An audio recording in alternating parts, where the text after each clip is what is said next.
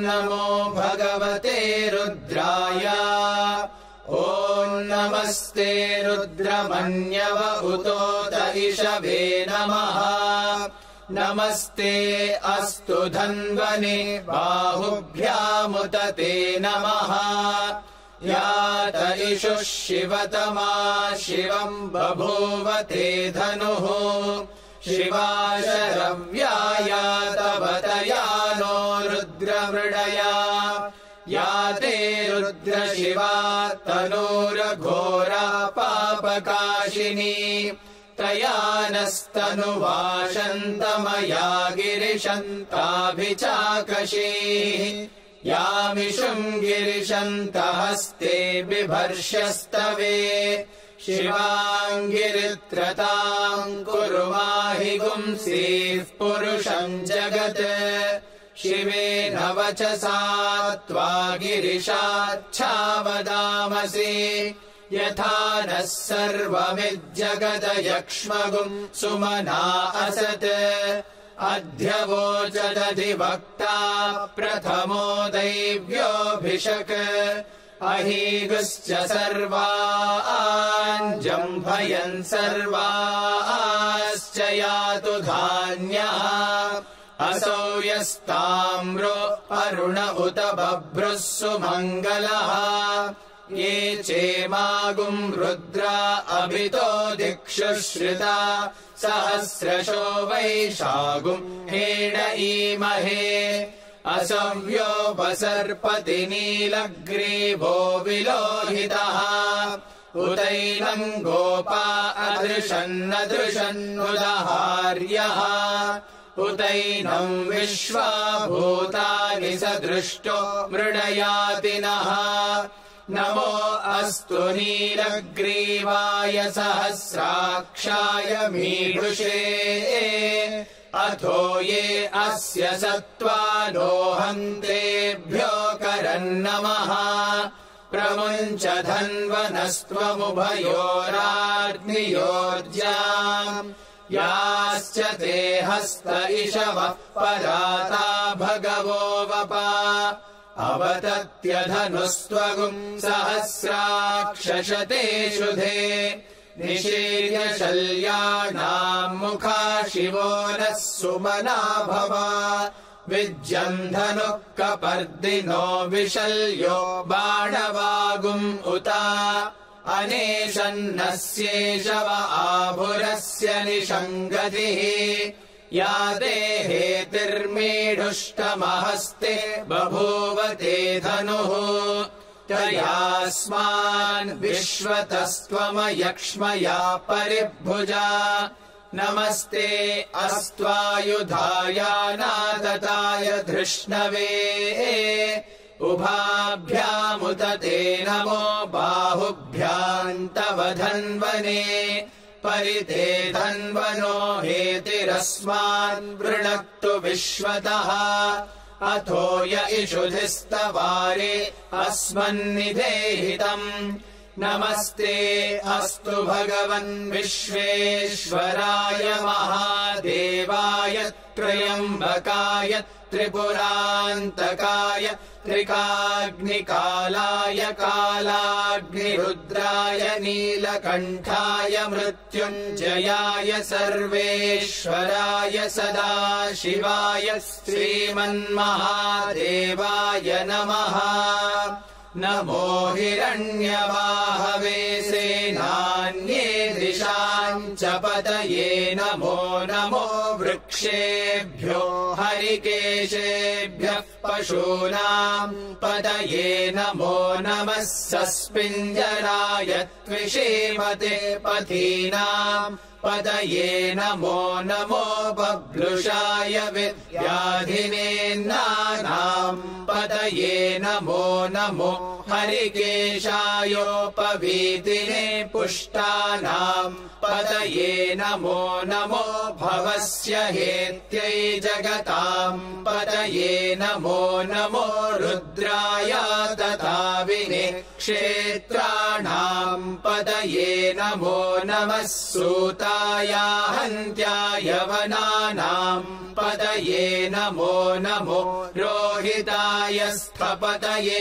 वृक्षाणाम् पतये नमो नमो मन्त्रिणे वाणिजाय कक्षाणाम् पतये नमो नमो भुवन्तये वारिवस्कृताय औषधीनाम् पतये नमो नम उच्चैर्घोषाय क्रन्दयते पत्तीनाम् पतये नमो नमः कृष्णवीताय धावते सत्त्वनाम् पतये नमः नमः सहमानाय निव्याधिन आव्याधिनीनाम् पतये नमो नमः ककुभाय निषङ्गिणे सेनानाम् पतये नमो नमो निषङ्गिण इषुधिमते तस्कराणाम् पतये नमो नमो वञ्चते परिवञ्चते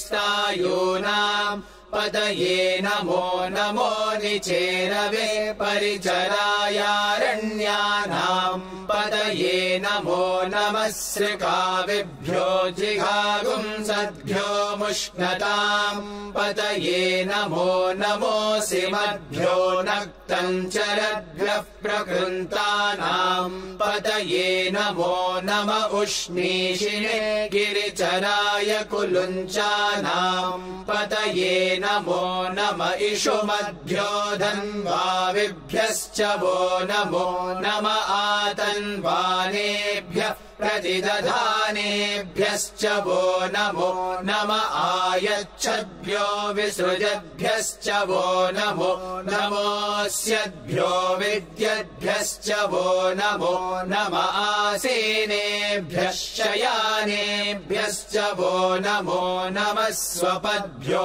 जाग्रद्भ्यश्च वो नमो नमस्तिष्ठद्भ्यो धावद्भ्यश्च वो नमो नमः सभाभ्यः सभापतिभ्यश्च वो नमो नमो अश्वेभ्योऽश्वपतिभ्यश्च वो नमः नम आव्याधिनीभ्यो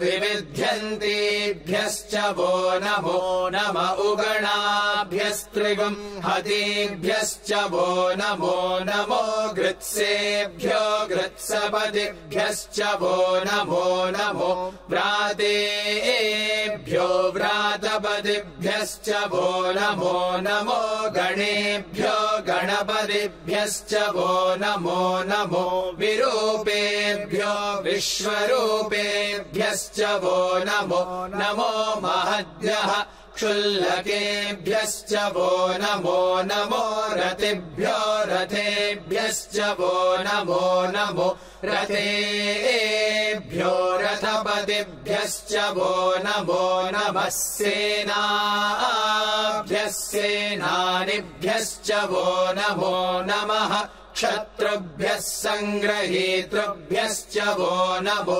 नमस्तक्षभ्यो रथकारेभ्यश्च वो नमो नमः कुलालेभ्यः कर्मारेभ्यश्च वो नमो नमः पुञ्जिष्टेभ्यो निषादेभ्यश्च वो नमो नम इषुकृद्भ्यो धन्वकृद्भ्यश्च वो नमो नमो मृगयुभ्यश्वनिभ्यश्च वो नमो नमश्वभ्यश्वपरिभ्यश्च वो नमः नमो भवाय च रुद्राय च नमः शर्वाय च पशुपतये च नमो नीलग्रीवाय च शितिकण्ठाय च नमः कपर्दिने च व्युक्तकेशाय च नमः सहस्राक्षाय च शतधन्वने च नमो गिरिशाय च शिपिविष्टाय च नमो मीढुष्टमाय चेषुमते च नमो ह्रस्वाय च वामनाय च नमो बृहते च वर्षीयसे च नमो वृद्धाय च संवृध्वने च नमो अग्र्याय च प्रथमाय च नमः आशवे चाजिराय च नमः शीघ्रियाय च शीघ्राय च नमः ऊर्म्याय चावस्वन्याय च नमः स्रोतस्याय च द्वीप्याय च नमो ज्येष्ठाय च कनिष्ठाय च नमः पूर्वजाय चापरजाय च नमो मध्यमाय चापगल्भाय च नमो जघन्याय च बुद्ध्याय च नमः सोऽभ्याय च प्रतिसर्याय च नमो याम्याय च क्षेम्याय च नम उर्वर्याय च खल्याय च नमः श्लोक्याय चावसान्याय च नमो वन्याय च कक्ष्याय च नमः श्रवाय च प्रतिश्रवाय च नमः आशुषेणाय चाशुरथाय च नमः शूराय चावभिन्दते च नमो वर्मिणे च वरूथिने च नमो बिल्मिने च कवचिने च नमः श्रुताय च श्रुतसेनाय च नमो दुन्दुभ्याय चाहनन्याय च नमो धृष्णवे च प्रमृषाय च नमो दूताय च प्रहिताय च नमो निषङ्गिणे चेषुधिमते च नमस्तीक्ष्णे शवे चायुधिने च नमः स्वायुधाय च सुधन्वने च नमः श्रुत्याय च पथ्याय च नमः काट्याय च नीप्याय च नमः सूद्याय च सरस्याय च नमो नाद्याय च वैशन्ताय च नमः कूप्याय चावट्याय च नमो वर्ष्याय चावर्ष्याय च नमो मेघ्याय च विद्युत्याय च नमः ईद्रियाय चातप्याय च नमो वात्याय च रेश्मियाय च नमो वास्तव्याय च वास्तुपाय च ॐ हर हर हर हर ॐ नमः सोमाय च रुद्राय च नमस्ताम्राय चारुणाय च नमः शङ्गाय च पशुपतये च नम उग्राय च भीमाय च नमो अग्रे वधाय च दूरे वधाय च नमो हन्त्रे च हनीयसे च नमो वृक्षेभ्यो हरिकेशेभ्यो नमस्ताराय नमः शम्भवे च मयो भवे च नमः शङ्कराय च मयस्कराय च नमः शिवाय च शिवतराय च नमस्तीर्थ्याय च कूल्याय च नमः पार्याय च वार्याय च नमः प्रतरणाय चोत्तरणाय च नम आतार्याय च लाद्याय च नमः षष्प्याय च भेन्याय च नमः सिकत्याय च प्रवाह्याय च नम इरिण्याय च प्रपथ्याय च नमः किगुंशिलाय च क्षयणाय च नमः कपर्दिने च पुलस्तये च नमो गोष्ठ्याय च गृह्याय च नमस्तल्प्याय च गेह्याय च नमः काट्याय च गह्वरेष्ठाय च नमो हृदयाय च निवेश्प्याय च नमः पागुंसव्याय च रजस्याय च नमः शुष्क्याय च हरित्याय च नमो लोप्याय चोलप्याय च नमः ऊर्व्याय च सूर्म्याय च नमः पर्ण्याय च पर्णशद्याय च नमो पगुरमाणाय चाभिघ्नते च नमः आखिदते च प्रखिदते च नमो वक्किरिकेभ्यो देवानागुम् हृदयेभ्यो नमो विक्षीणकेभ्यो नमो विचिन्वत्केभ्यो नम आनिर्हतेभ्यो नम आमीवत्केभ्यः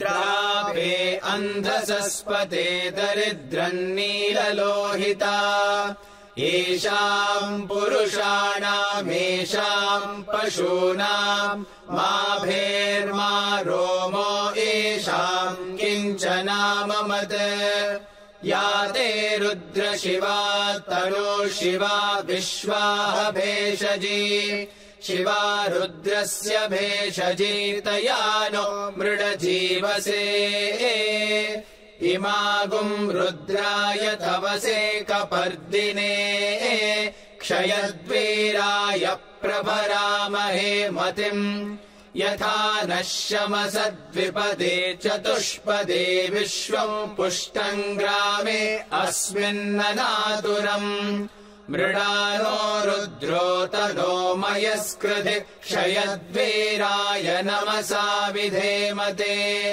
यच्चञ्चयोश्च मनुरायजे पिता तदश्याम तव रुद्रः प्रणीतो मानो महान्तमुतमानो अर्भकम् मान उक्षन्तमुतमान उक्षितम् मानो वधीः पितरम् मोत मातरम् प्रियामानस्तनुवो रुद्ररीरिषः मानस्तोकेतनये मान आयुषि मानो गोषु मानो अश्वेषु रीरिषः वीरान्मानो रुद्रभामितो वधीर्हविष्मन्तो नमसा विधेमते आरात्ते गोघ्न उत पूरुषग्ने क्षयद्वीराय सुम्नमस्मेते अस्तु रक्षा च नो अधि च देव ब्रूह्यधा च नः शर्म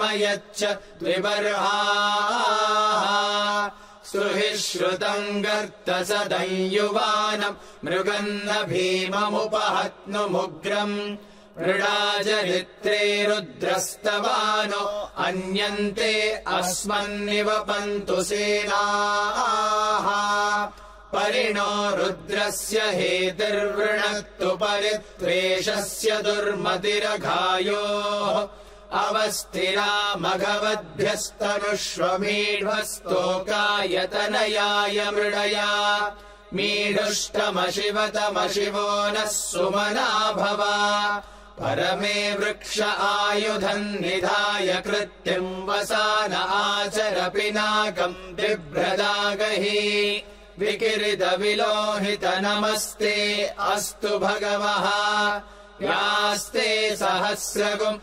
हेतयोऽन्यमस्मन्निवपन्तु ताः सहस्राणि सहस्रधा बाहुवोस्तव हेतयः तासामीशानो भगवः पराचीनामुखाकृधि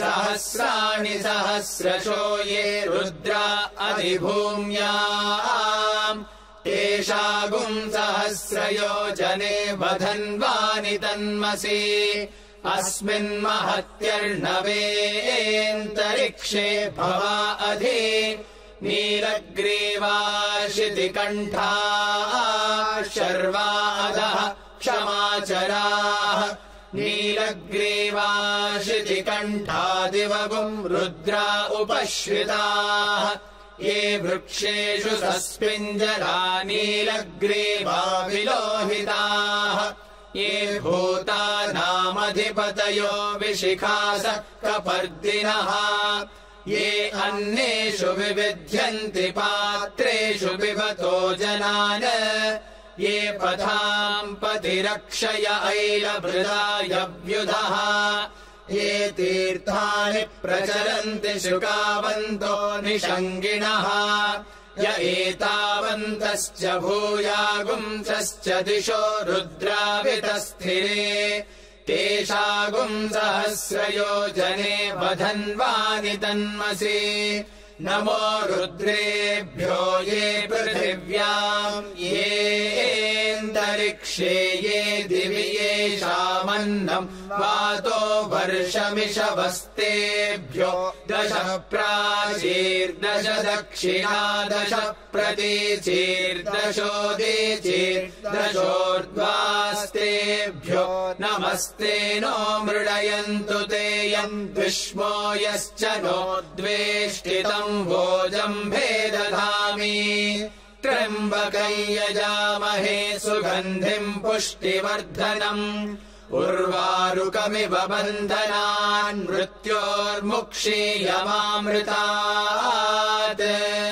यो रुद्रो अग्नौ यो अप्सु य ओषधीषु यो रुद्रो विश्वा भुवनाभिवेश तस्मै रुद्राय नमो अस्तु ये ते सहस्रमयुतम् पाशा मृत्यो मर्त्याय हन्तवे तान् यज्ञस्य मायया सर्वानवयजामहे मृत्यवे स्वाहा मृत्यवे स्वाहा प्राणानाम् ग्रन्थिरसि रुद्रो मा विशान्तकः तेनान्येनाप्यायस्व नमो रुद्राय विष्णवे मृत्युर्मे पाहि तमुष्टुहि यस्विषुः सुधन्वायो विश्वस्य क्षयति भेषजस्य यक्ष्वा महेशौ मनसाय रुद्रम् नमोभिर्देवमसुरन्दुवस्य अयम् मे हस्तो भगवानयम् मे भगवत्तरः अयम् मे विश्वभेषजो यगुम् शिवाभिमर्शनः